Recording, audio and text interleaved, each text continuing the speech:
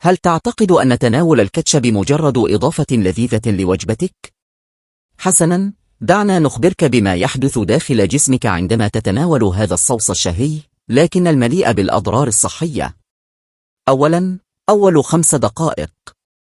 هبوط سكر الدم بشكل مفاجئ. في اللحظة التي تتناول فيها الكاتشب، يتعرض جسمك لصدمة السكر.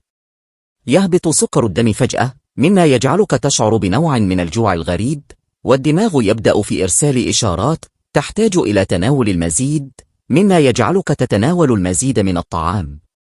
الدماغ يرسل إشارات جوع. هذه ليست مجرد فكرة عابرة. الكاتشب يحتوي على كميات ضخمة من السكر، وعند امتصاصه في مجرى الدم، يبدأ الدماغ في إرسال إشارات الجوع الشديد، مما قد يجعلك تشعر برغبة في تناول المزيد من الطعام، مما يساهم في زيادة الوزن بمرور الوقت.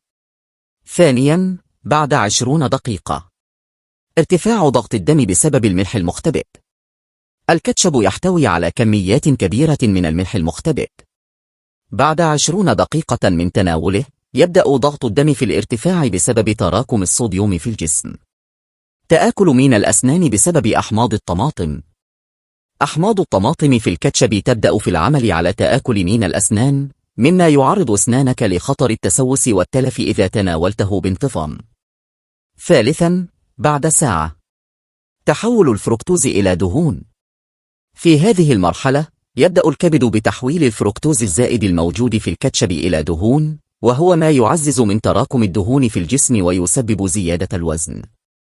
خمول ورغبة في النوم بسبب تحطم السكر. مذاق الكاتشب الحلو يسبب تذبذبا في مستويات السكر في الدم، وبعد ساعة قد تشعر بالخمول والرغبة في النوم بسبب تحطم السكر، مما يؤثر على طاقتك طوال اليوم. أخطار صحية خفية في كل ملعقة كاتشب. زجاجة واحدة من الكاتشب تساوي 40 مكعب سكر. ملعقتان فقط تساوي ربع حاجة الجسم اليومية من الملح.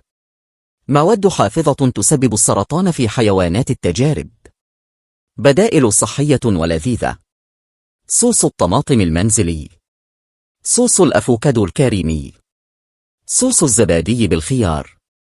لتقليل أضرار الكاتشب. لا تضع الكاتشب على مائدة الطعام.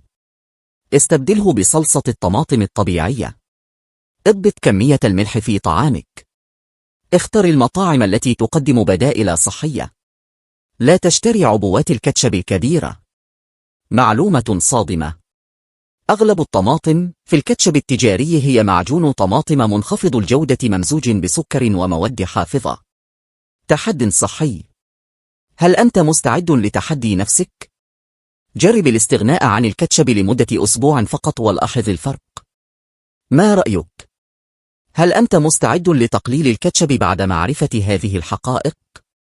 شاركنا تجربتك في التعليقات.